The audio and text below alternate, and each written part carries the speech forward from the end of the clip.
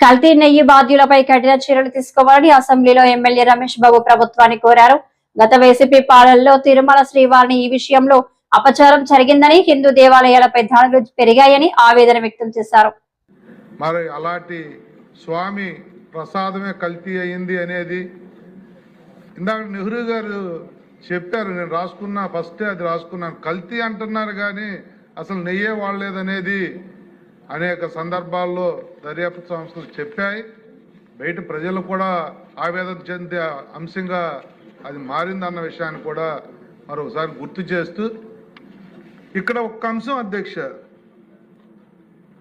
2019 నుంచి 24 మధ్యలో ఉన్న ప్రభుత్వంలో ముఖ్యమంత్రి నుంచి ముఖ్యమంత్రి ఆదేశాలను అమలు చేసిన ప్రతి ఒక్క వ్యక్తికి కూడా ఈ హిందూ మతం పట్ల కానీ, హిందూ సాంప్రదాయాల పట్ల కానీ, హిందూ దేవాలయాల పట్ల కానీ గౌరవం కానీ నమ్మకం కానీ లేకపోబట్టే ఈ అనర్థాలు జరిగాయి అనేది నా విశ్వాసం అధ్యక్ష. ఎందుకంటే 1-2 కాదు అధ్యక్ష, రాష్ట్ర వ్యాప్తంగా రాష్ట్ర నలుమూలలా కూడా హిందూ దేవాలయాల మీద జరిగిన దాడులు కానీ, దగ్గర 300 టెంపుల్స్ కూల్చివేత కానీ, రామతీర్థంలో రాముడు తల ఖండించటం కానీ, అలాగే రామతీర్థం తర్వాత అంతర్వేదిలో రథం తగలబెట్టడం దగ్గర కానీ ఇలాంటి సందర్భాలు జరిగినప్పుడు వాళ్ళు స్పందించిన తీరు హిందువుల మనోభావాలను చాలా బాధకు గురి చేసే అధ్యక్ష. ముఖ్యమంత్రి ఎవరు ఆకతాయిలు చేసిన పని, ఎవరో తాగిబోతులు చేసిన పని అన్నట్టుగా చాలా సింపుల్గా తీసేసి, కనీసం వారున్న 5 సంవత్సరాల్లో కూడా జరిగిన అనర్థాల మీద ఒక్క దగ్గరే కూడా చర్యలు తీసుకోలేదన్న విషయం యథార్థం అధ్యక్ష. మరి అదే కాదు, తిరుపతి వెంకన్న మీద అనేక సందర్భాల్లో హిందూ మనోభావాలు దెబ్బతీసే కార్యక్రమాలు అనేకం జరిగాయి అధ్యక్ష. పింక్ డైమండ్ పేరుతో వాళ్ళు చేసిన విష ప్రచారం కానీ, తిరుమలలో అన్యమత ప్రచారం కానీ, పరకామని చోరీ దొంగని దాతన చేసి, ఇది చాలా విచిత్రం అధ్యక్ష. డాలర్స్ కొట్టేసిన వ్యక్తిని దొరికిపోయిన తర్వాత, సాక్ష్యాలతో సహా దొరికిన తర్వాత వాళ్ళు అతన్ని ఆస్తులు కొని దేవుడికి ఇప్పించి దొంగను దాతన చేసి అతను ఏదో పునీతుడు అన్నట్టుగా వాళ్ళు మార్చిన విధానం కానీ, ఎస్విబిసి నిర్వీర్యం చేయటం కానీ, గోవిందరాజస్వామి బంగారం మాయం కానీ, తలనేలాల కుంభకోణం. శాసన మండలిలో ఆడబిడ్డ నిధి పథకంపై చర్చ సందర్భంగా మంత్రి కొండపల్లి శ్రీనివాస్ ఇచ్చిన సమాధానం పొంతన లేనిదిగా ఉందంటూ వైఎస్ఆర్సీపీ ఎమ్మెల్సీ వరద కళ్యాణి అసహనం వ్యక్తం చేశారు. మంత్రి ఆడబిడ్డ నిధి అంశం కాకుండా ఇతర విషయాలపై మాట్లాడడంతో అభ్యంతరం వ్యక్తం చేశారు. ఈ రోజు మంత్రి గారు చెప్పిన సమాధానం ఈ రాష్ట్రంలో ఈ పథకం కోసం ఎదురు చేస్తున్న 1,80,00,000 మంది మహిళలను తీవ్రంగా నిరాశకు గురి చేసింది అధ్యక్ష. ఈ ఆడబిడ్డ నిధి పథకం అనేది ఇది ఎన్నికల్లో ఇచ్చిన ప్రధానమైన హామీ అధ్యక్ష. అసలు గతంలో ఎప్పుడో మహానాడులోనే చాలా కాలం ముందే చంద్రబాబు నాయుడు గారు చెప్పారు అధ్యక్ష, ధరలు పెరిగాయి, ఖర్చులు పెరిగాయి, ఇల్లు భారమైంది, నా ఆడబిడ్డల కోసం నెలకి 1,500 రూపాయలు ఇస్తానని చెప్పేసి 18 ఏళ్ళు పైబడి 60 ఏళ్ళ లోపల ఉన్న మహిళలందరికీ నెలకి 1,500 చొప్పున ఏడాదికి 18,000 ఇస్తానని చెప్పారు అధ్యక్ష. యాడ్స్ సాంగ్స్లో కూడా వీళ్ళు ప్రచారం చేశారు అధ్యక్ష. ఆడబిడ్డ నిధిని తెచ్చి అండగా ఉంటుంది, ప్రతి నెలకు 1,500 అందిస్తుంది, ఈ జెండే అండా కదా టీడీపీ జెండా అని ప్రచారం చేశారు అధ్యక్ష. బాండ్స్ ఇచ్చారు అధ్యక్ష. చూడండి, ఇందులో స్పష్టంగా రాశారు జూన్ 24 నుంచి కూడా ఈ పథకాలు ఇస్తామనేసి స్పష్టంగా రాయడం ఈ బాండ్స్ లో మనం చూస్తాం అధ్యక్ష. అలాగే వీళ్ళు ఎక్కడికి వెళ్ళినా కూడా నీకు 18,000, నీకు 18,000, నీకు 18,000 అని కూడా ప్రచారం చేశారు అధ్యక్ష. చేయూత అయితే 45 ఏళ్ళు వాళ్ళకు వస్తుంది, ఇదైతే అందరికీ వస్తుందని కూడా నమ్మించారు అధ్యక్ష. అయితే ఇన్ని రోజులైనా కూడా మొదటి బడ్జెట్ అయిపోయింది, రెండవ బడ్జెట్ అయిపోయింది, అంటే ఏడాదికి 18,000 చొప్పున ఒక్కొక్క మహిళకి వీళ్ళు 36,000 రూపాయల చొప్పున బాకీ పడ్డారు అధ్యక్ష. దీనికి ఖర్చు అయ్యేది 1,80,00,000 మంది మహిళలు లబ్ధిదారులు అనుకుంటే 32,400 కోట్లు ఏడాదికి ఖర్చు అవుతుంది అధ్యక్ష. నేను మంత్రి గారికి ఒకటే అడుగుతున్నాను అధ్యక్ష, పరిశీలన అంటే ఏంటి? ఆడబిడ్డ నిధి పథకం ఎప్పటి నుంచి అమలు చేస్తారో కనీసం పరిశీలన చేశారా? పథకానికి ఎంతమంది లబ్ధిదారులకు అర్హత ఉందో కనీసం పరిశీలన చేశారా? ఎన్ని వేల కోట్లు అవసరమో పరిశీలన చేశారా? ఆడబిడ్డ నిధి పథకం నిబంధనలపై ఏమైనా మంత్రివర్గ ఉపసంఘం వేసి పరిశీలన చేశారా? రూల్స్ పైన అధికారులతో ఏమైనా కమిటీ వేశారా? దీని మీద మంత్రి గారు కానీ, గౌరవ మంత్రి గారు కానీ, గౌరవ ముఖ్యమంత్రి గారు కానీ ఏమైనా సమీక్ష చేశారా? స్పష్టంగా దీని మీద సమాధానం చెప్పాల్సిందిగా మంత్రి గారిని వేడుకుంటున్నాం. ధన్యవాదాలు అధ్యక్ష. Andhra Pradesh social welfare residential educational institute society తరపున సోషల్ వెల్ఫేర్ స్కూల్స్లో trained graduate teachers physical science సబ్జెక్ట్ను బోధిస్తున్న టీచర్స్ గత 20 సంవత్సరాలుగా చాలా ఇబ్బందులు పడుతున్నారు అధ్యక్ష. జనరల్గా ప్రతి సబ్జెక్టులో టీజీటీలతో పాటు పీజీటీలు, జూనియర్ లెక్చరర్స్ ఉంటారు అధ్యక్ష. మిగతా సబ్జెక్టులో పనిచేస్తున్న టీజీటీలకు పీజీటీలుగా, జూనియర్ లెక్చరర్స్గా ప్రమోషన్స్ లభిస్తున్నాయి అధ్యక్ష.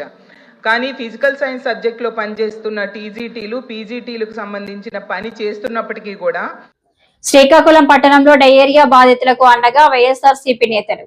ప్రజలకు మంచి త్రాగునీటి సరఫరా కూడా ఇవ్వలేని కూటమి ప్రభుత్వం డయేరియాతో మృతి చెందిన కుటుంబాలని పరామర్శించిన మాజీ మంత్రులు.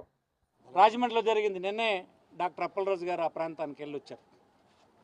డిసెంబర్లో ఇదే పట్టణంలో బలగ ప్రాంతంలో జరిగింది. జరిగితే ఆ ప్రాంతంలో ఏం చేస్తారంటే వీళ్ళు, మీరు ఎక్కడ పోతే అక్కడ పొండి. ఈవేళ కూడా ఇదే ప్రాంతంలో 100 మంది సుమారుగా డయేరియా ఎఫెక్టెడ్ పీపుల్ ఉంటే, పేషెంట్స్ ఉంటే ఎక్కడెక్కడ ప్రైవేట్ హాస్పిటల్లో అక్కడక్కడ చేర్పించారు. ఎవడి బాధలు ఆడు పడ్డమే.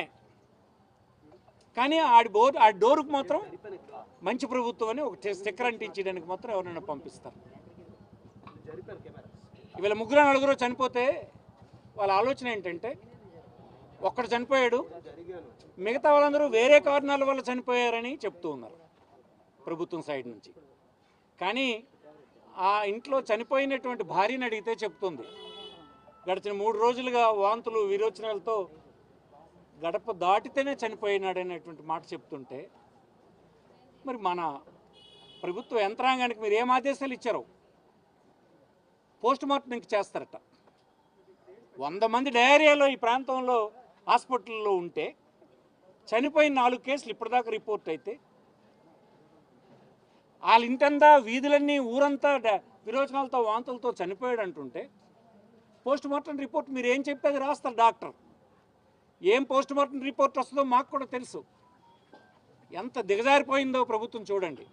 అంటే ఏంటి, ఇంతమంది చనిపోయారన్నటువంటి వార్తని ప్రజలకు తెలియకుండా ఉంచుదామన్న తాపత్రయమే కానీ, ఆ కుటుంబాలను ఆదుకుందాం, మునుముందు ఇలాంటి ప్రమాదాలు జరగకుండా చూద్దాం, ఇది మన రెస్పాన్సిబిలిటీ అనేటువంటి బాధ్యత ఈ ప్రభుత్వానికి లేకపోవడమే. ఇవాళ మీరు ప్రత్యక్ష సాక్ష్యాలు, మీరు అన్ని కెమెరాలు అక్కడే వాళ్ళ అభిప్రాయాలను విన్నారు. ఈ ప్రభుత్వం పూర్తిగా బాధ్యత లేకుండా వ్యవహరిస్తుంది.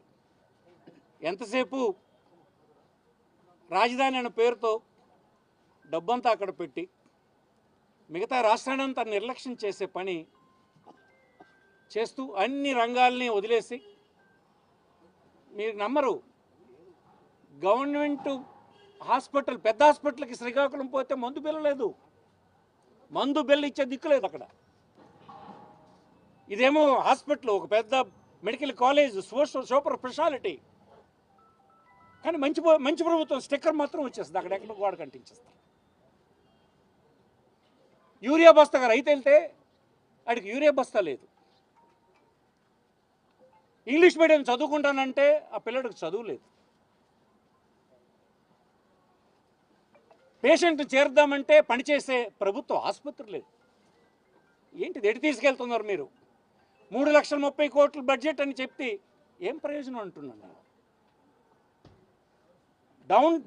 డౌన్లో ఉన్నటువంటి అత్యంత ఎకనామికల్లీ బ్యాక్వర్డ్ క్లాసెస్కి, వెనుకబడిన వర్గాలకి, షెడ్యూల్ ట్రైబ్ గోలుమని ఏడుస్తూ ఉన్నారు ఈనాడు.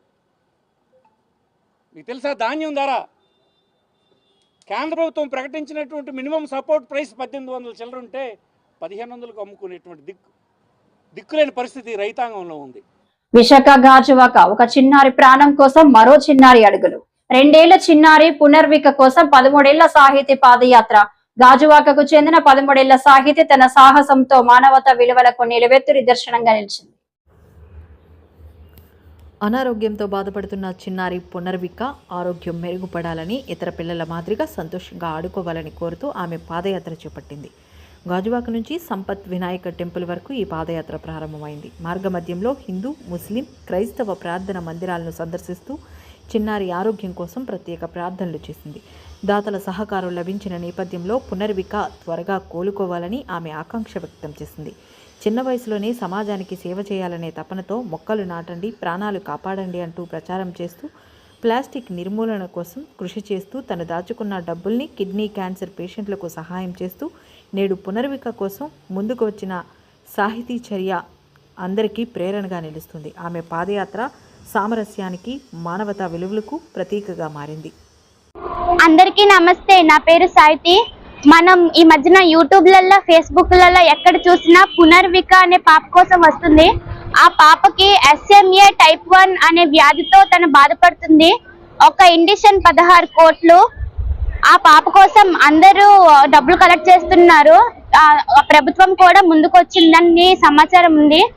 ఆ పాపలానే కాకుండా చాలా మంది పిల్లలు వ్యాధితో బాధపడుతున్నారు. ఆ దేవుడు ఆ పిల్లల్ని చల్లగా చూడాలి. మేము ఇక్కడ పాతగాజువాక నుంచి సంపత్ వినాయకుడ గుడి వరకు ప్రతి చర్చ్, ప్రతి మసీదు, గుడిలో మేము ప్రార్థిస్తున్నాము, పాదయాత్ర చేస్తున్నాము. మీరు కూడా మీ ఇంట్లోని ప్రార్థన చెయ్యండి. ఆ పాపకి బాగుండాలి, మనతో పాటు ఆనందంగా తిరగాలి. ఫండ్స్ ఏమి మేము కలెక్ట్ చేయట్లేదు. ఆ పాపకి బాగుండాలి, అదే చాలు. మేము ఎటువంటి డబ్బులు కూడా కలెక్ట్ చేయట్లేదు. ఆ పాప ఆరోగ్యం కోసమే మేము నడుస్తున్నాము. పాతగాజువాక నుంచి ఎన్ఏడి, కంచరపాలెం, తాచితపాలెం నుంచి సంపత్ వినాయకుడు గుడి వరకు. డయేరియాతో మృతి చెందిన మండల సురేష్ కుటుంబానికి 10 లక్షల రూపాయల ఆర్థిక సహాయాన్ని జిల్లా కలెక్టర్ స్వప్నిల్ దినాకర్, స్థానిక శాసనసభ్యులు గొండు శంకర్ మంగళవారం రాత్రి అందజేశారు. డయేరియాతో మృతి చెందిన 43 సంవత్సరాల వయసు గల మండల సురేష్ ప్రభుత్వ సర్వజన ఆసుపత్రిలో ఫిబ్రవరి 23వ తేదీన చేరి ఆయన ఆరోగ్యం నిలకడగా ఉంది. అర్బన్ ఏరియాలో దమ్మల వీధి, కాఫీ వీధి, అలాగే గుడి వీధి, మగువారి తోటలో మొదటి నుంచి కొన్ని డయేరియా కేసెస్ వచ్చింది. దీంట్లోనే ఎం సురేష్ ఒకతను ఈరోజు పొద్దున ఎర్లీ మార్నింగ్ 7 గంటలకి జీజీహెచ్ గవర్నమెంట్ హాస్పిటల్లో చనిపోవడంతో చాలా సాడ్ ఇన్సిడెంట్ అది. ఇది తెలిసిన వెంటనే మన honourable chief minister Shri Nara Chandrababu Naidu గారు ఆదేశం మేరకు ఫ్యామిలీకి తక్షణమే అంటే ఇమ్మీడియట్ సాయం కింద ఒక 10 లక్షలు ఆనరబుల్ ఎమ్మెల్యే గారు శ్రీ గొండు శంకర్ గారు చేతితో మనం వెళ్ళిపోతున్నాం. మనం ఈ ఇన్సిడెంట్లో ఇప్పటి వరకు మనకి ఒక 55 కేసెస్ హాస్పిటలైజ్ అయింది. దీంట్లో ఒక 8 కేసెస్ డిశ్చార్జ్ కూడా అయిపోయింది. మనం ఒక 50 టీమ్స్ పెట్టుకొని, మెడికల్ టీమ్స్ పెట్టుకొని ప్రతి ఒక్క ఇంటికి వెళ్ళి ఏదైనా జబ్బు, జ్వరం, అలాగే కడుపు నొప్పి ఏదైనా ఉందా లేదా అది మనం చెక్ చేస్తున్నాం. ఇంటికి టచ్ చేస్తూ ఇప్పుడు మీరు వాటర్ అంటే మంచినీళ్ళు, పట్టుకున్న మంచినీళ్ళు, కార్పొరేషన్కి వచ్చిన నీళ్ళు అది దయచేసి వాడకూడదు, అది అందరికీ చెప్పడంతో చాలా వరకు కేసెస్ ఇప్పుడు తగ్గింది. ఈరోజు సాయంత్రం ఇన్ఫాక్ట్ ఒక కేసు కూడా రాలా. ఇది కాకుండా మీడియా మిత్రుల తరఫున నేను ప్రజలందరికీ రిక్వెస్ట్ చేస్తాను, మీ దగ్గర ఉన్న నీళ్ళు, మంచి నీళ్ళు మీరు వాటర్ ట్యాంకర్ ద్వారా మున్సిపల్ కార్పొరేషన్ ద్వారా మీకు ఇవ్వడం జరుగుతుంది. అదే బాయిల్ చేసుకొని, చాలా వేడి చేసుకొని, అప్పుడు కూల్ చేసుకొని మీరు తాగితే బాగుంటుంది. ఇది కాకుండా ఏదైనా చిన్న కూడా ఏదైనా నొప్పి ఉంటే, ఏదైనా ఉంటే ఇక్కడ ఒక 3 అంబులెన్సెస్ మనం పెట్టాం, మెడికల్ క్యాంప్స్ కూడా పెట్టాం. మీ అందరికీ జీజీఎస్లో లేకపోతే సీరియస్ ఉంటే కిమ్స్ హాస్పిటల్లో కూడా మనం తీసుకువెళ్ళిపోతాం. ప్రభుత్వం తరఫున ఎటువంటి మెడికల్ ఖర్చు లేకుండా చూడడానికి బాధ్యత ప్రభుత్వంది, మన డిస్ట్రిక్ట్ అడ్మిషన్ది కాబట్టి ఎటువంటి ప్రాబ్లం లేదు. నాలుగోది మన రేపు మార్నింగ్ కూడా మన వాటర్ సప్లై మన కార్పొరేషన్ నుంచి ఏ 4 ఏరియాస్కి మనం ఇవ్వట్లేదు. దయచేసి మీరు రేపు మార్నింగ్ కూడా మున్సిపల్ కార్పొరేషన్ ట్యాంకర్స్ నుంచి వాటర్ మీ అందరికీ ఇవ్వబోతుంది. ఆ వాటర్ మీరు వేడి చేసుకొని మీరు తాగాలి. అదే అందరికీ నేను మీడియా మిత్రుల తరఫున రిక్వెస్ట్ చేస్తాను. Thank you. ప్రాంతంలో కొన్ని డయేరియా కేసులు రావడం జరిగింది. వెంటనే తక్షణమే స్పందించి జిల్లా యంత్రాంగం అలాగే గౌరవ కలెక్టర్ గారు కానీ అలాగే కమిషనర్ గారు మున్సిపల్ సిబ్బంది డిఎంఎండ్హెచ్ఓ గారు అలాగే రిమ్స్ సిబ్బంది కిమ్స్ కానీ అలాగే దగ్గరున్న హాస్పిటల్స్లో అన్ని దాంట్లో కూడా ఇమ్మీడియట్గా తీసుకెళ్లి కేర్ తీసుకొని వారిని ఇమ్మీడియట్గా కలెక్టర్ గారే దగ్గరుండి అలాగే ఏదైతే పార్టీ క్యాడర్ ఉన్నారో వారు అందరూ కలిపి నిత్యం పర్యవేక్షణ చేస్తూ అందరినీ అలర్ట్ చేయడం జరిగింది. అలాగే ఇమ్మీడియట్గా మున్సిపల్ ట్యాప్ నుండి వచ్చే వాటర్ దాని మీద ఏమైనా కొద్దిగా డౌట్ ఉండి అది కూడా ఆపడం జరిగింది. ట్యాంకర్స్ ద్వారా నీరు ఇవ్వడం జరుగుతుంది.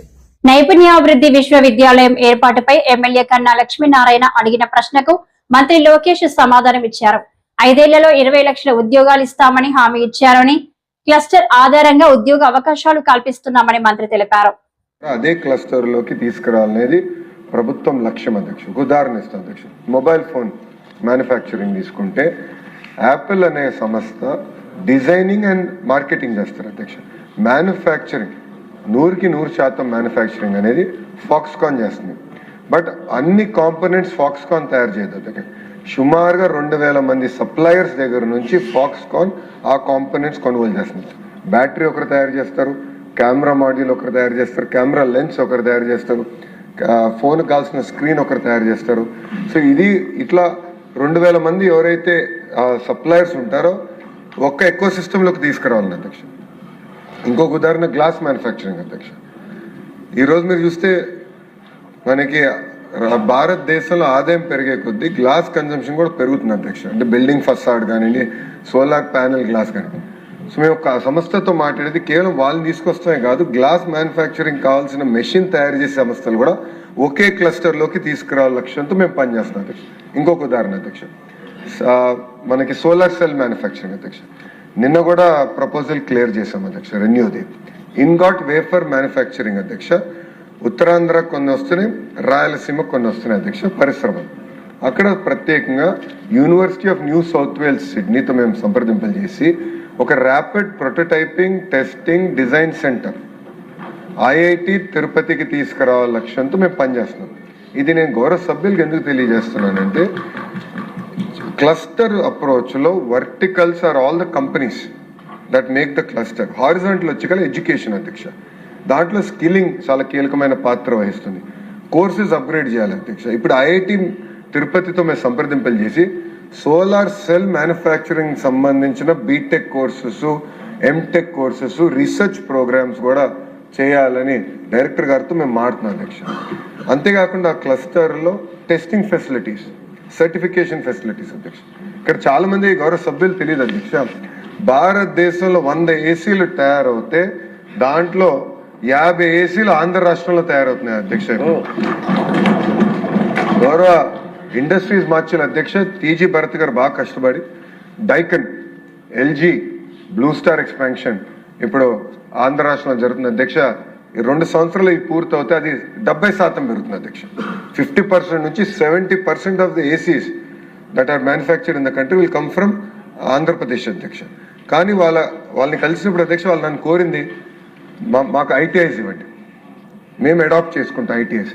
అక్కడ కావాల్సిన కరికులం, ఎక్విప్మెంట్ అవన్నీ మేము మీకు గైడ్ చేస్తాం. మీరు అది తీసుకుని మొత్తం ఎకో సిస్టమ్ ఏర్పాటు చేయండి. అంతేకాకుండా వాళ్ళకి మాట అన్నారు అధ్యక్ష, హీట్ పంప్ తయారు చేస్తారు. ఆ హీట్ పంప్స్ ఎక్కువ యూరోప్లో వాడతారు అధ్యక్ష, ఎందుకంటే చల్లగా ఉంటుంది కనుక.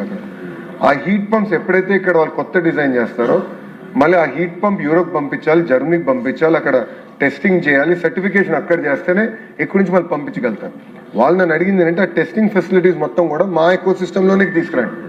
ఎందుకంటే ఒక్కొక్క హీట్ పంప్ టెస్ట్ చేయాలంటే సుమారుగా 5 లక్షల మన యూరోలు అవుతుంది అధ్యక్ష. ఈచ్ టైం 5 lakh euros అధ్యక్ష. సో ఈ మొత్తం ఎకో సిస్టమ్ అనేది మనం ఏర్పాటు చేయాల్సిన అవసరం. ఇది గౌరవ సభ్యులకు ఎందుకు తెలియజేస్తున్నానంటే, ముందల ఇది బేస్గా మేము తీసుకున్నాం. స్కిల్లింగ్లో మేము ఏం చేసామంటే ప్రత్యేకంగా ఏ ఇండస్ట్రీ ఎక్కడ వస్తుంది, ఇండస్ట్రీ కనెక్ట్ మేము ఆల్రెడీ చేసాం. ఇప్పుడు అధ్యక్ష సుమారుగా 760 ప్రాజెక్ట్స్ జియోఎం ట్రాక్ చేస్తున్నాం అధ్యక్ష. జియోఎం